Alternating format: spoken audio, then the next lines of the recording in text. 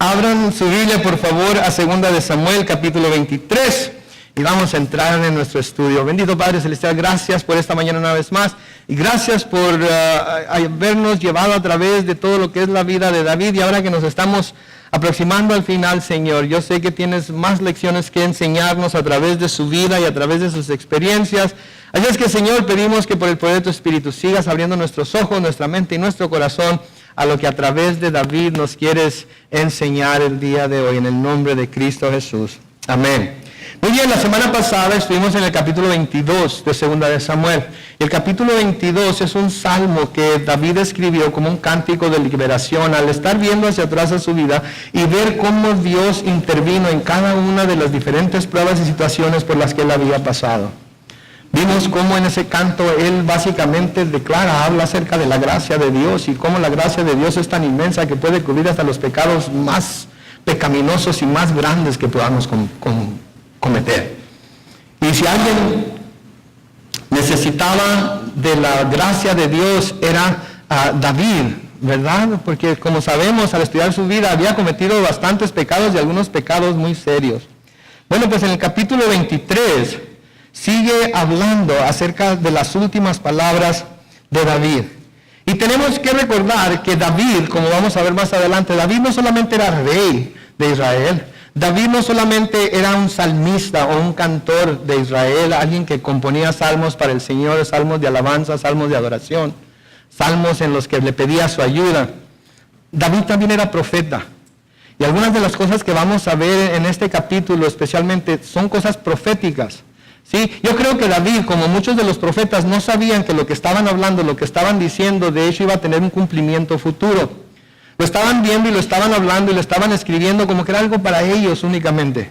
Pero cuando estudiamos las Escrituras con más atención y cuando vemos lo que los escritores pusieron en las páginas inspirados por el Espíritu Santo, vemos que no solamente era para sus días o que algunas cosas tenían cumplimiento en sus días, sino que muchas cosas tenían cumplimiento en el futuro y algunas todavía estamos esperando que se cumplan. Ese va a ser el caso en lo que vamos a ver hoy acerca de David. Entonces, en mi Biblia, que es una Biblia de estudio, el encabezado del capítulo 23 dice últimas palabras de David. Y una vez más tengo que hacer la misma pregunta que hice la semana pasada. ¿Cuáles van a ser nuestras últimas palabras? Cuando estemos en nuestro lecho de muerte, cuando estemos ya en serio, en realidad, abrir nuestros ojos del otro lado de la eternidad, ¿cuáles van a ser las últimas palabras que vamos a dejar a las personas que están a nuestro alrededor? Yo sé que muchos estamos demasiado jóvenes para pensar que tenemos que pensar en eso. Pero ¿saben qué? Es bueno que empecemos a pensar en ello. Porque yo creo que cuanto más pensamos en nuestra propia mortalidad, cuanto más pensamos en que tarde o temprano va a llegar el fin, y la verdad de las cosas es que no importa qué tan jóvenes estemos o qué tan viejos estemos, ninguno de nosotros sabe cuándo, tenemos que de alguna manera prepararnos para ese día. Porque va a haber gente que nos va a estar viendo, va a haber gente que va a estar ahí, que vamos a tener su atención y vamos a poder dejarles un mensaje que les hable acerca de nuestra esperanza, de nuestra fe, para que ellos también sepan llegar a ese punto a donde nosotros vamos a llegar. Y creo que este es el caso, que esto es lo que sucede aquí con David. Noten ahí en el versículo 1 de 2 de Samuel 23, en donde dice: estas son las últimas palabras de David, el hijo de Yesé. Así se expresó, noten, el dulce cantor de Israel, el hombre exaltado y ungido por el Dios de Jacob. Sabemos que es Samuel el que está escribiendo este pasaje, sabemos que es Samuel el que está escribiendo este capítulo, pero sabemos que lo está escribiendo acerca de David. Ahora, David, aunque era rey, David no era de descendencia real. Sí, David no era de sangre azul. De hecho, Samuel no trata ahí de darle algún título especial a David, no trata de hacerlo verse más grande de lo que es, simplemente habla de lo que verdaderamente fue. El hijo de Yesé. Yesé era un hombre que tenía otros hijos, pero que David fue el que de entre sus hijos Dios escogió para ser el rey de Israel. ¿verdad? Es más, si le hubieran dicho a Yesé, ¿quién de tus hijos crees que deba ser el rey de Israel?, no hubiera escogido a David. Lo vimos cuando el Señor lo escogió. David estaba en el campo, ni siquiera se acordaban de él, ni siquiera lo llamaron para que Samuel lo viera y viera si él iba a ser el escogido de Dios. Simplemente Samuel tuvo que preguntar, tiene que haber otro, porque Dios no había confirmado que ninguno de los hijos de Yesé iba a ser el próximo rey.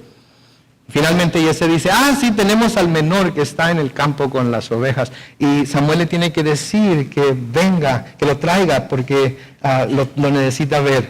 Entonces David no era de descendencia real. Se describe simple y sencillamente como el hijo de Yesé. No solo eso, sino que su madre era moabita. ¿Saben ustedes? La mamá de David era moabita. Y los moabitas no podían ser parte de la congregación de Israel hasta la 10ª generación. Entonces, alguien que fuera moabita no podía ser parte de la congregación de Israel hasta que pasaran 10 generaciones de moabitas de esa familia. Sin embargo, David era de la 3ª generación después de Ruth. Y no solamente era parte de la congregación de Israel, sino que era el rey escogido por Dios. Pero de nuevo, no se le da ningún título especial, no se le llama ni siquiera el matagigantes. Yo hubiera escogido cuando menos eso, ¿verdad? Porque había matado a Goliat.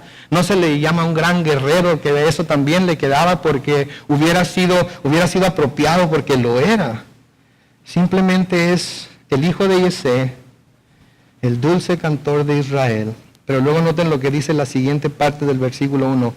El hombre exaltado y ungido, ¿por quién? Por el Dios de Jacob.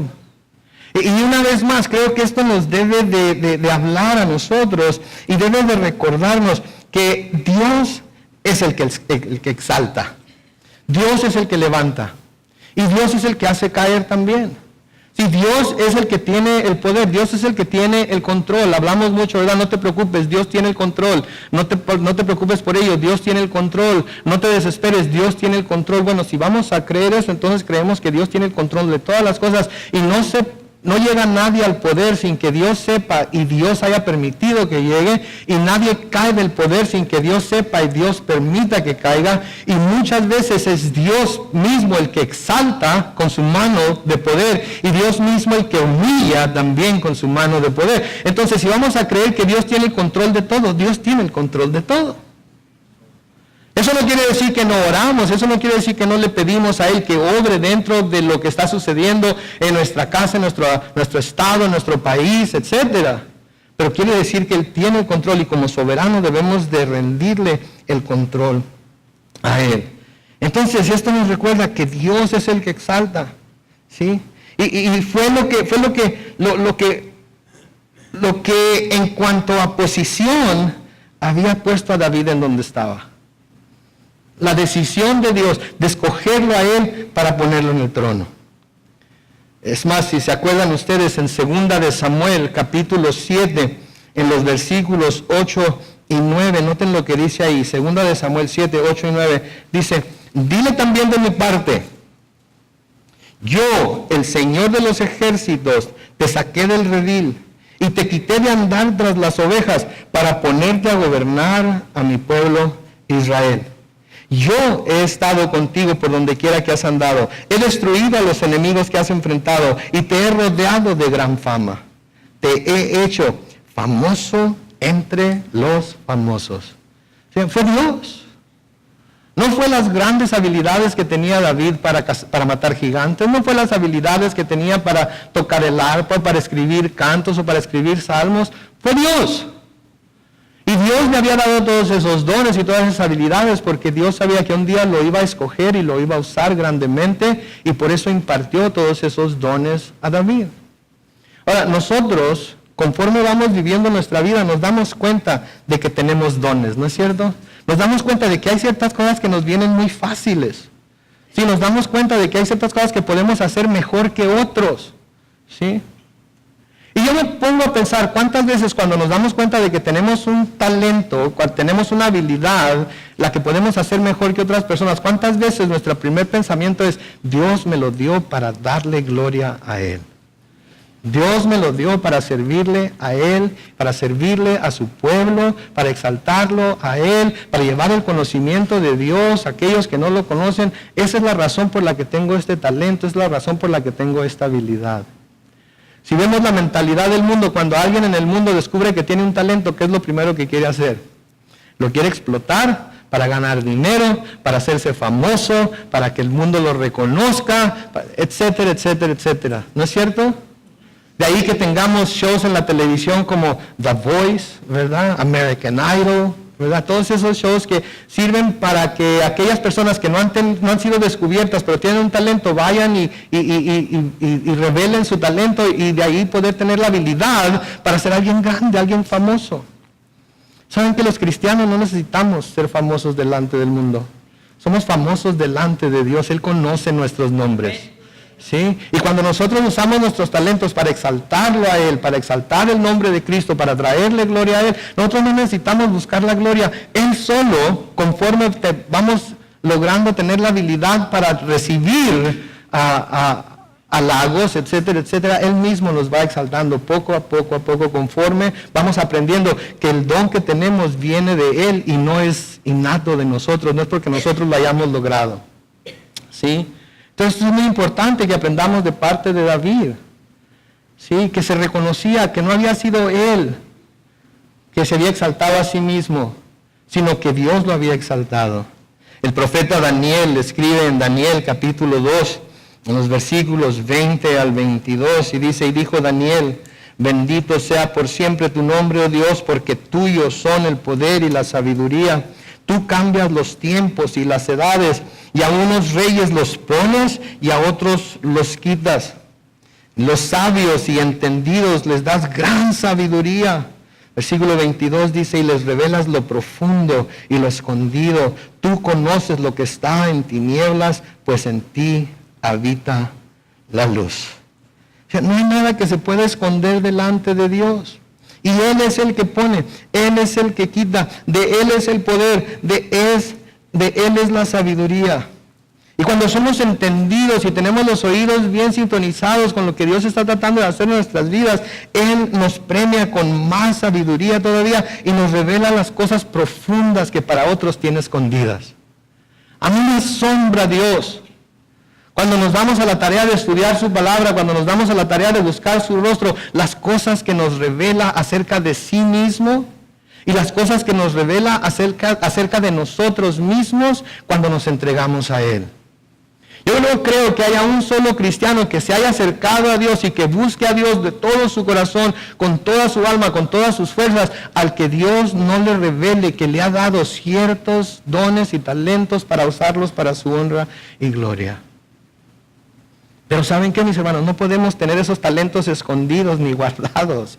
Tenemos que tomar esos talentos que nos ha dado, sea 1, 3 o 5, y tenemos que ponerlos a trabajar para el Señor, para que el Señor los multiplique y pueda usarnos grandemente de la misma manera que usó a David.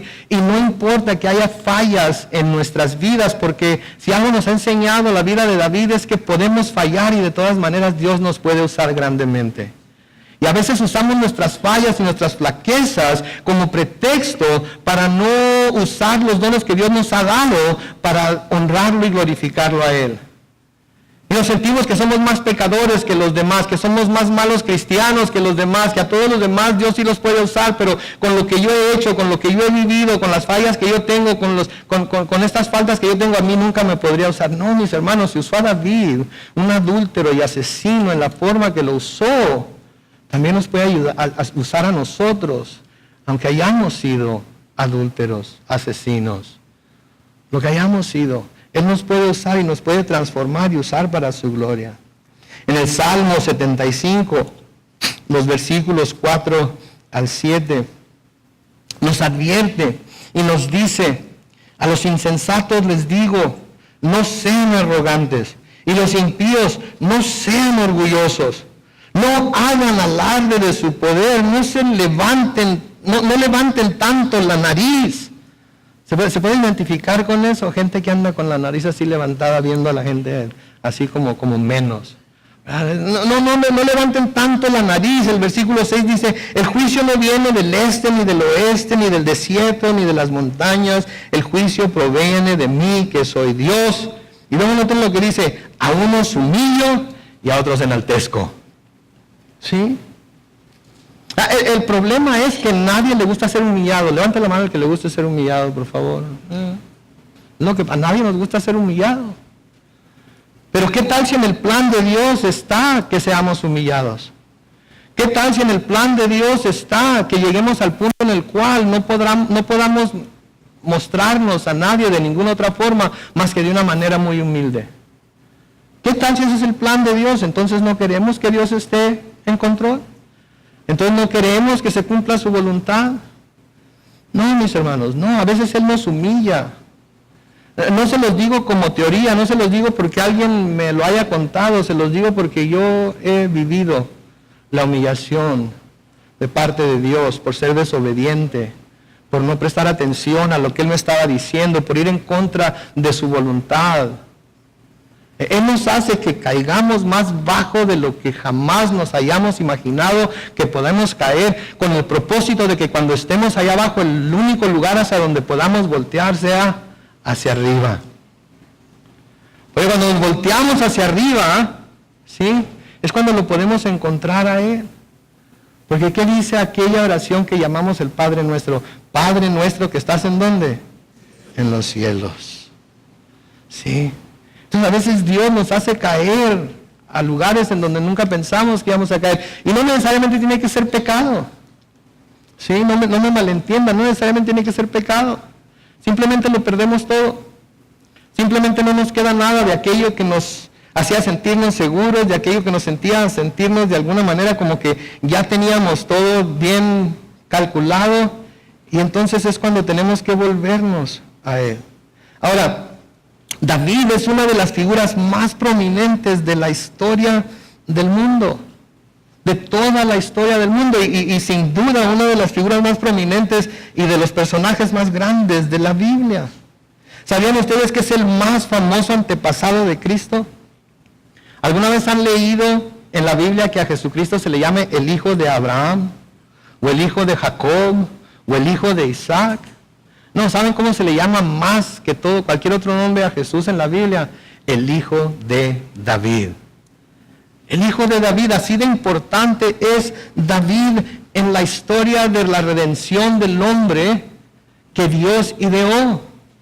A través de David vino el Mesías, Salvador del mundo, a esta tierra, por el lado de la carne. Entonces David era una persona prominente, era una persona importante, ¿sí? El más famoso de los antepasados de Cristo, a quien se le llamó infinitas veces el hijo de David. Pero David también tiene otra distinción muy especial, y que es bueno que nosotros reconozcamos esta distinción, porque ningún otro personaje de la Biblia ilustra más plena y claramente la escala moral de la naturaleza humana. La escala moral de la naturaleza humana.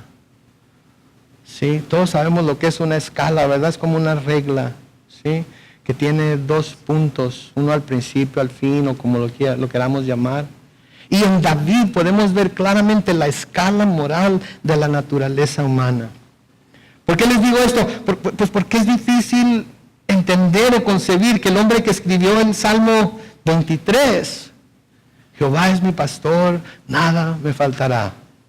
Sí, y nos encanta ese salmo, ¿verdad? Es difícil concebir que el hombre que escribió ese salmo pudo hacer lo que David hizo a Urías. Primero cometió adulterio con su esposa, Betsabé. Y luego, para salvarse de las consecuencias de que Betsabé había quedado embarazada, buscó la manera de matar a Urías. Y lo mató. Ese es el mismo David que llamamos el dulce cantor de Israel. Ese es el mismo David al que Dios lo llamó un hombre conforme al corazón de Dios. Ese es el mismo David que tenía todos esos talentos de los cuales nosotros hablamos. ¿Sí? Y saben que no quiero excusar lo que David hizo, Pero una cosa que sí debemos considerar es el espíritu de la época en el que él vivió. Y las tentaciones que hay relacionadas con un poder casi ilimitado. ¿Han oído un dicho que dice, el poder absoluto corrompe absolutamente? Cuando alguien tiene el poder absoluto para hacer lo que quiera, hacer y deshacer lo que quiera, absolutamente ese poder lo va a corromper tarde o temprano. ¿Han leído las noticias o escuchado las noticias o han visto las noticias últimamente? ¿Han leído acerca de cuántos hombres poderosos y prominentes en la política, en las noticias y especialmente en el mundo del entretenimiento han sido acusados por una gran cantidad de mujeres y hombres ahora por acoso sexual, por violación? ¿Sí? Porque por el poder que tenían sobre esas personas, ellos pudieron de alguna manera presionarlas para que tuvieran relaciones sexuales con ellos a cambio de dejarlas avanzar en su carrera. Y esto habla no solamente de aquellos que tienen el poder, sino habla también de aquellos que se dan por facilidad a hacer estas cosas, se dejan llevar por el deseo de fama, por el deseo de gloria y acceden a hacer estas cosas con tal de ganarse el mundo. ¿Qué les quiero decir con esto? Hay una cosa que los jóvenes, escuchen esto por favor. Escuchen esto, hay un dicho que los jóvenes, desde que yo estaba joven, usábamos con nuestros padres. Los tiempos cambian. ¿No es cierto? Los tiempos cambian, vivimos en tiempos diferentes. Puede ser que los tiempos cambien, puede ser que haya más tecnología, puede ser que tengamos más juguetes a nuestra disposición, puede ser que lleguemos de un lugar a otro más rápido que en otros tiempos, pero ¿saben algo que no cambia? La naturaleza humana. La naturaleza humana sigue igual de corrompida que siempre, porque el pecado entró al mundo y por ese pecado todos fuimos contaminados por él. Sí, y tenemos que tener mucho cuidado con ello. ¿Sí? David hizo cosas sumamente grandes por Dios, pero también hizo cosas sumamente malvadas, aun cuando era el escogido de Dios. ¿Y saben lo que sucede con muchas personas cuando hablamos acerca de estas cosas? Porque es necesario que hablemos acerca de ellas. Se decepcionan del personaje bíblico del que estamos hablando, ¿verdad? Porque dicen, pues ya ves, mira David, el rey de Israel, el escogido de Dios, el ungido de Dios, y mira hasta dónde cayó. ¿Qué esperas de un pobre pecador como yo? ¿Verdad? Y toman eso como una excusa para ellos también tratar de hacer lo que hizo David. ¿Saben qué? No nos debe sorprender que David cayó. No nos debe sorprender eso. Es más, no nos debe sorprender que alguien cerca de nosotros caiga. No nos debe sorprender, son seres humanos. Tienen naturaleza pecaminosa y caída. ¿Saben lo que debemos fijarnos cuando vemos situaciones como esta de David? Es en la gracia de Dios. En la gracia de Dios, en la compasión que Dios tiene para con el pecador, en el deseo de perdonar que Dios tiene para con el pecador, que a veces el deseo de Dios para perdonar es mucho más grande que el deseo del pecador para pedir perdón. ¿Sí? Y eso es en lo que nos debemos de fijar. No, ay David, ¿cómo fue a caer en adulterio? Ay David, ¿cómo fue a matar al esposo con la que cometió adulterio? No, ay Señor, qué grande es tu gracia como para perdonar a esta persona por lo que hizo. Qué grande es tu gracia y compasión y misericordia como para perdonarme a mí lo que yo hice. No nos debe sorprender entonces que el ser humano caiga. Es un ser pecaminoso. La palabra de Dios nos dice que nuestro cuerpo está vendido al pecado. Lo que nos debe sorprender es que Dios muestre su gracia para con nosotros. ¿Sí? Que muestre su gracia para con nosotros. ¿Sí? Así como la mostró para con David. David entonces es considerado un hombre conforme al corazón de Dios. Y esto era cierto, lo vemos en su comportamiento con Saúl, cómo lo pudo matar y no lo hizo, se pudo vengar de él por medio de su familia y no lo hizo. Pudo haber matado a Nabal cuando le negó provisiones y no lo hizo. Pudo haber hecho tanto y no lo hizo. Pero sí hizo otras cosas que no debía haber hecho. Pero algo que se puede decir a favor de David, una de las cosas que nunca hizo David fue que nunca se convirtió en idólatra como muchos de los otros reyes de Israel. Pasara lo que pasara, él seguía fiel al Dios de Israel. Seguía buscando su rostro, seguía buscando su perdón, seguía buscando su voluntad. Nunca se dio a adorar otros dioses como los otros reyes de Israel. Y cuando pecó, sufrió las consecuencias terrenales de su pecado, y en lo más profundo de su ser se entristeció al punto de que nos cuenta que los huesos le dolían al no confesar su pecado. Pero en cuanto fue confrontado por Natán, su arrepentimiento fue instantáneo y sincero. ¿Cuántas veces nosotros somos confrontados por nuestro pecado? ¿Cuántas veces nosotros somos confrontados por alguien por lo que estamos haciendo o por lo que no estamos haciendo? Y en lugar de caer al suelo con un corazón contrito y humillado a pedir perdón, nos enorgullecemos y decimos: a mí nadie me va a decir lo que tengo que hacer. Yo sé que yo tengo control sobre esto y en el momento que yo quiera lo puedo dejar. Y me fascina ver a gente que dice: yo en el momento que quiera lo puedo dejar, y pasan semanas y pasan meses y pasan años y todavía no lo pueden dejar. ¿Por qué? Porque no tienen el corazón de David. Pero pueden echarle la culpa a lo que quieran. Su niñez, su papá, su mamá. Mi mamá estaba muy gorda, mi papá estaba muy flaco. Mi papá era bien gritón, mi mamá me pegaba con la chancla. Sí, abusaron de mí, hicieron esto, hicieron aquello. ¿Saben que pueden echarle la culpa a lo que le quieren echar? La verdad de las cosas es que Dios no desprecia un corazón contrito y humillado. ¿Sí?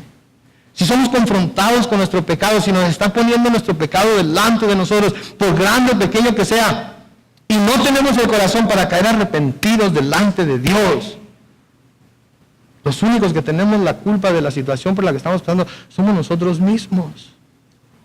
Por tener un corazón soberbio, por no reconocer que estamos pecando contra Dios por voluntad. David no trató de justificar su pecado. David no intentó echarle la culpa a Betsabé, pues para qué anda bañándose allá afuera toda desnuda. ¿Sí? ¿Qué andaba haciendo? ¿Por qué no se bañó allá adentro? No trató de echarle la culpa a nadie. Cuando Natán lo confrontó con su pecado, dijo: contra ti, Señor, he pecado. Ni siquiera la mencionó a ella, ¿se dan cuenta? ¿Por qué? Porque así de sensible era el corazón de David cuando cometía un pecado, cuando caía en pecado. Mis hermanos, a veces nosotros hemos perdido toda sensibilidad a lo grave que es el pecado, y por eso lo recibimos en nuestra vida, por eso no nos queremos deshacer de él, por eso no prestamos atención a lo que la palabra dice y seguimos viviendo en él un día tras día tras día hasta que se convierten en semanas y meses y años, y cuando menos pensamos ya estamos completamente separados de Dios. ¿Por qué? Porque no nos pusimos en el lugar de desarraigar el pecado desde el principio. Consejo. Bueno, no es un consejo, eso es un ruego como pastor, como amigo. Nunca tratemos de justificar nuestro pecado. Nunca tratemos de decir que es por la culpa de ella, o por la culpa de él, o por la culpa del otro. Como David, simplemente digamos: Señor, contra ti solo he pecado. Perdóname, Señor. Y luego vamos y nos ponemos a cuentas con la persona con la que hemos pecado también. Pero este es David, y esta es la persona que Dios escogió. Y como ya les había dicho a nuestros hermanos que vienen al estudio los martes, Dios escoge a personas ordinarias y a través de ella hace cosas extraordinarias. David era una persona común y corriente. David era alguien como todos nosotros. Nosotros somos los que lo hemos elevado a un sitio que no merece. Y lo hacemos muchas veces con los diferentes personajes de la Biblia, ¿no es cierto? Ay, Isaías. Qué bárbaro, qué profeta Isaías. ¿Verdad? Elías, ¡uy! ¡Qué puto, qué bárbaro! Eliseo, ¡oh, Dios santo! Eran gente como nosotros. Eran gente como nosotros. ¿Sí? Y oraron a Dios y Dios respondió a sus oraciones. Se entregaron al servicio de Dios y Dios los usó grandemente. Si nosotros queremos ser usados como ellos, si nosotros queremos tener relaciones poderosas como ellos, si nosotros queremos tener las mismas experiencias que ellos, tenemos entonces que entregarnos a Dios así como ellos lo hicieron, sin medida ni reserva. Que no haya nada ni nadie más importante en nuestras vidas que Dios. Que no haya nada ni nadie más importante en nuestras vidas que servirle a Él. Que no haya nada ni nadie más importante con quien compartamos nuestros talentos, tesoros y tiempo más que con Él. Hay muchas cosas que están compitiendo por nuestra atención y a menudo le ponemos más atención a aquellas cosas que están compitiendo con Dios por nuestra atención que la que le ponemos a Dios. Y por eso Dios no se mueve como nosotros deseamos que se mueva. En el versículo 2 de 2 de Samuel 23, noten lo que dice ahí Samuel: el Espíritu del Señor ha hablado por mí. Este es David hablando. El Espíritu de Dios ha hablado por mí y ha usado mi lengua para comunicar su palabra. Vean, el Espíritu de Dios ha hablado por mí y ha usado mi lengua para comunicar su palabra. Esa es otra cosa que nosotros primero debemos tener la humildad de David, de no creernos más de lo que somos y reconocer que es Dios el que exalta y Dios el que humilla. Pero luego también debemos de estar dispuestos a ser usados por el Señor como David, inclusive para que Él hable a través de nosotros. ¿Saben que yo creo que todos y cada uno de nosotros cuando salimos de aquí, Dios nos ha dado palabras para compartir con otras personas, ya sea en nuestra casa, ya sea en nuestro trabajo, ya sea en nuestra escuela, ya sea cuando estamos en el mercado, ya sea cuando vamos a la farmacia, salimos de aquí con palabras de vida que Dios pone en nuestro corazón. Pero luego tenemos que salir también con el deseo de abrir nuestra boca y comunicárselo a otra gente. Y Él va a hablar por nosotros. Él va a usar nuestra lengua así como la usó con David. Yo estoy seguro que entre nosotros hay profetas que si tuvieran el valor para hablar a la persona que Dios les dice, ve y dile esto a esa persona, se darían cuenta que lo que le están diciendo era algo que esa persona necesitaba oír. Yo estoy seguro que todos los que salimos de aquí cada domingo en la noche, cada martes en la noche, cada miércoles en la noche, después de cada tiempo de oración, yo sé que a Dios nos da a todos palabras que podemos compartir con los demás. El problema es que no abrimos la boca. Y tenemos que estar dispuestos a abrir la boca. Porque si abrimos la boca y proclamamos esas palabras, entonces podemos decir como David, el Espíritu del Señor ha hablado por mí y ha usado mi lengua para comunicar su palabra. Por eso les digo, David era profeta. David no solamente era rey, David era profeta. Y se nos dice tanto en el Antiguo como en el Nuevo Testamento. En el Salmo 89, los versículos 20 al 24 leemos esto. He encontrado a mi siervo David y lo he ungido con mi santa unción. Mi mano estará siempre con él, mi brazo siempre lo fortalecerá. No lo sorprenderá el enemigo ni le hará daño ningún malvado. Más bien, él derrotará a sus enemigos y herirá de muerte a los que lo aborrecen. Versículo 24 dice, mi verdad y misericordia estarán con él, y su poder será exaltado en mi nombre. ¿Se acuerdan cuando el Señor oró por sus discípulos y les dijo, santifícalos? ¿En qué le pidió el Señor Jesucristo al Padre que santificara a sus discípulos? Santifícalos ¿en qué? En tu verdad. Y luego, ¿qué dice después de ello? Tu palabra es verdad. Mis hermanos, la palabra de Dios, ¿sí?, es la que nos lleva a conocer la misericordia y la gracia de Dios. La palabra de Dios es la que nos lleva a conocer su naturaleza. La palabra de Dios es la que nos lleva a conocer su poder. La palabra de Dios es la que nos va a alimentar y lo que nos va a fortalecer para que podamos ser así como nos dice este pasaje de Salmo 89 que era David. ¿Sí? No nos va a sorprender el enemigo. No nos hará daño ningún malvado. Vamos a derrotar a nuestros enemigos. Y vamos a herir de muerte a los que nos aborrecen. ¿Por qué? porque vamos a estar inmersos, cubiertos, llenos de la palabra de Dios. Y vamos a poder tener un versículo que citarle a Satanás cuando viene y nos trata de tentar. Y vamos a tener un versículo que vamos a poder citarle al necesitado cuando vienen a nosotros a pedir consejo. Y vamos a tener un versículo que vamos a poder citar al enfermo cuando venga con nosotros a pedirnos que oremos por ellos. Pero es su palabra, es su verdad en la que somos santificados, apartados para su servicio. En Hechos capítulo 1 y el versículo 16 nos dice: hermanos míos, tenía que cumplirse la escritura, donde, ¿por qué? Por boca de David se dice que el Espíritu Santo habló acerca de Judas, el que guió a los que prendieron a Jesús. Se tenía que cumplir lo que David había dicho. David era un profeta de Dios. A menudo no vemos a David como un profeta, pero era un profeta de Dios. Él escribió esto años antes, ¿sí? Y aquí se está reconociendo que lo que David dijo se tendría que cumplir, lo que habló acerca de Judas. En Hechos capítulo 2, los versículos 25 al 31, hablando de Jesús, dice el versículo: de él, dice ¿quién?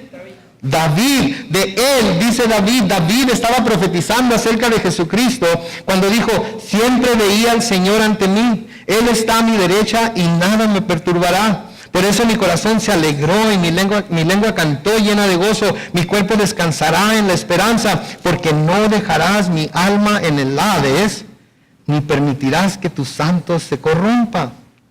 Me hiciste conocer los caminos de la vida, y me llenarás de gozo con tu presencia. Varones hermanos, podemos afirmar sin temor a equivocarnos que nuestro patriarca David murió y fue sepultado, y que hoy sabemos dónde está su sepulcro entre nosotros. En otras palabras, David no estaba hablando de sí mismo. Noten lo que dice en el versículo 30. David era ¿qué? Y sabía que Dios le había jurado que su linaje humano saldría ¿quién? Que se sentaría en su trono. Esto lo vio antes de que sucediera. ¿Y qué hizo? Habló de la resurrección de Cristo y de que su alma no se perdería en el Hades, ni su cuerpo se corrompería. ¿Sí? David dijo esto. David fue el que lo proclamó. David, quizás sin saberlo, quizás sin darse cuenta, lo dijo cientos de años antes, para que ahora nosotros nos demos cuenta que a través de su boca, por medio de su lengua, inspirado por el Espíritu de Dios, dijo estas cosas. Mis hermanos, yo no sé ustedes, pero a mí me sorprenden todas estas cosas y a mí me hace querer ser igual que David en todos los puntos buenos de David. No quiero justificar mis puntos malos con los puntos malos de David. Quiero ver los puntos buenos de David y decir: Señor, hazme como David cuando era un hombre conforme a tu corazón. Cuando era un hombre que te seguía de cerca, cuando era un hombre que buscaba tu rostro, cuando era un hombre que quería únicamente, exclusivamente, darte gloria a ti. En Hechos capítulo 2, de nuevo, los versículos 34 al 36, se nos dice lo siguiente: David mismo no subió a los cielos, pero sí, ¿qué hace? Dice: dijo el Señor a mi Señor, siéntate a mi derecha hasta que yo ponga a tus enemigos por estrado de tus pies. Sépalo bien todo el pueblo de Israel, que a este Jesús, a quien ustedes crucificaron, Dios lo ha hecho Señor y Cristo. Y el pueblo de Dios dice: amén. Él lo hizo. No se hizo a sí mismo. David, cientos de años antes, lo había profetizado y lo dijo. ¿Sí? Por eso creemos en Él. Por eso lo alabamos. Por eso exaltamos su nombre. Entonces, David fue un hombre humilde y David estuvo dispuesto a ser usado por Dios. Noten el versículo 3 de 2 de Samuel 23, dice: así ha dicho el Dios de Israel, así me ha hablado la roca de Israel, un hombre justo y temeroso de Dios establecerá su reino entre los hombres. Esta es la promesa de Dios a David. la roca de Israel, en donde Él le dice que un hombre justo y temeroso de Dios establecerá su reino entre los hombres. Noten, ¿qué tenía que ser este hombre? Sobre todas las cosas, justo. ¿Qué tenía que tener? Temor de Dios. Temor de Dios. El temor a Dios es el principio de la sabiduría. Cuando tenemos ese temor santo a Dios, de ofender a Dios, pensamos 2 veces antes de decir ciertas cosas que decimos. Pensamos 2 veces antes de hacer ciertas cosas que hacemos. Pensamos 2 veces antes de inclusive pensar algunas de las cosas que pensamos. Y cuando las pensamos, de todas maneras, tomamos esos pensamientos y los llevamos cautivos y los sometemos a Cristo. ¿Por qué? Porque tenemos temor de Dios. Algo que no hemos estado inculcando a las nuevas generaciones es el temor a Dios. No el temor a acercarse, porque el velo ya se rasgó, ¿sí? El camino se abrió, lo cantamos hace un momento, y podemos ir a Él confiados. El temor a ofenderlo, porque Él no merece ser ofendido como nosotros lo ofendemos a menudo. Porque Él ha hecho todo lo bueno y justo para con nosotros. Él nos ha impartido la justicia de Cristo porque sabe que nosotros mismos no tenemos ninguna justicia que ofrecer. Y por ello le debemos respeto, reverencia y temor. Y nosotros los cristianos debemos modelarlo. En Deuteronomio capítulo 10, los versículos 12 y 13, dice: y ahora Israel, ¿qué es lo que el Señor tu Dios pide de ti? Solamente que ¿qué? Que temas al Señor tu Dios, que vayas por todos sus caminos y que ames y sirvas al Señor tu Dios con todo tu corazón y con toda tu alma, que cumplas sus mandamientos y estatutos, los cuales hoy te ordeno cumplir. ¿Para qué? Para que tengas prosperidad. ¿Cómo se tiene prosperidad entonces? ¿Declarándolo y agarrándolo? No, obedeciendo a Dios. Siendo obedientes a su palabra, siguiendo sus caminos. ¿Sí? Así es como se tiene prosperidad. Y no solamente prosperidad en el área financiera, sino prosperidad en el área espiritual, prosperidad en el área emocional, prosperidad en el área familiar. En todo aspecto de nuestra vida es la obediencia y el temor a Dios. Eclesiastés 12:13 nos dice, todo este discurso termina en lo siguiente. ¿Qué dice? Teme a Dios y cumple sus mandamientos. Eso es el todo del hombre. Ahí está. ¿Quieren el secreto para su mejor vida aquí en la tierra y una mejor vida en el cielo? Teme a Dios y obedece sus mandamientos. ¿Qué más fácil nos lo puede poner Dios? El Señor Jesucristo nos dice que los mandamientos de Dios no son gravosos, ¿no es cierto? Entonces, ¿por qué vivimos como vivimos? ¿Por qué estamos en las situaciones que nos encontramos a menudo? Por desobediencia, por no obedecer y temer a Dios. Un consejo de Pedro, en primera de Pedro, capítulo 1, los versículos 13 al 17. Y con esto vamos a terminar hoy. Creo que es un buen pasaje en el cual terminar. Dice, por lo tanto, preparen su mente para la acción. Me encanta esta versión de la Reina Valera contemporánea. Por lo tanto, preparen su mente para la acción. Comienza acá arriba. Comienza con la mente, comienza proponiéndonos lo que vamos a hacer, lo que vamos a seguir, las cosas que vamos a poner en práctica. Estén atentos y pongan toda su esperanza en la gracia que recibirán cuando Jesucristo sea ¿qué? Manifestado. Vivir con esa esperanza de que su venida puede ser hoy. Vivir con esa esperanza de que hoy voy a poner mi cabeza sobre la almohada y mañana voy a amanecer en su presencia. Vivir con esa esperanza de que si hoy me llama a su presencia de cualquier forma que me llame, no tengo el menor temor ni la menor duda de que voy a estar delante de Él porque estoy completamente cubierto con la sangre de Cristo, lavado por esa sangre, hecho puro, santo y perfecto y justo por el sacrificio que Él presentó delante de Dios. Noten el versículo 14. Pórtense como hijos obedientes y no sigan los dictados de sus anteriores malos deseos de cuando vivían en la ignorancia. Al contrario, vivan una vida completamente, ¿qué? Santa, quiere decir separada, apartada para Dios, porque santo es aquel que los ha llamado. Escrito está, sean santos, porque yo soy santo. Si ustedes llaman Padre si ustedes llaman Padre a aquel que al juzgar se fija en lo que se ha hecho y no en quien lo hizo, noten, vivan el resto de sus vidas ¿en qué? En el temor de Dios. ¿Cuántos llaman Padre a Dios? Al Dios de Abraham, Isaac y Jacob. ¿Saben que si llamamos Padre a este Dios, que la Biblia nos demuestra, nos declara que es el único Dios vivo, si lo llamamos Padre a Él, que al juzgar se va a fijar en lo que hacemos y no en quién lo hizo, vamos a vivir el resto de nuestras vidas en el temor de Dios.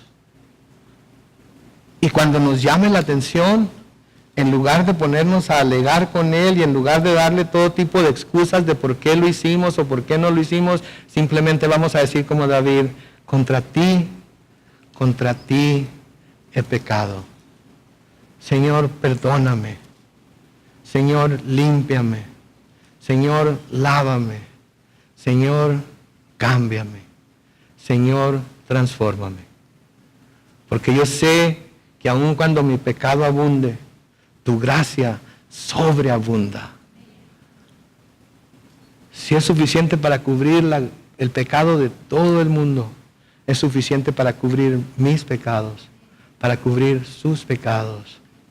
Y no hay razón por la cual tengamos que vivir en condenación o en derrota cuando Él ya nos ha dado la victoria en Cristo Jesús. Teme a Dios. Obedece sus mandamientos. Eso es el todo del hombre. Amén. Oremos. Bendito Padre Celestial, te damos gracias, Señor, en esta mañana, por ese gran amor, gracia y misericordia que nos muestra, Señor. Gracias, Señor, por manifestarte una vez más a través de tu palabra, con toda tu gloria, con toda tu santidad, con toda tu perfección, con toda justicia. Pero también, Señor, recordándonos que como David, no importa qué tan grandes nuestros pecados, no importa qué tan horrendos, lo único que tenemos que hacer es arrepentirnos delante de ti. Tú perdonas nuestros pecados y nos limpias de toda maldad.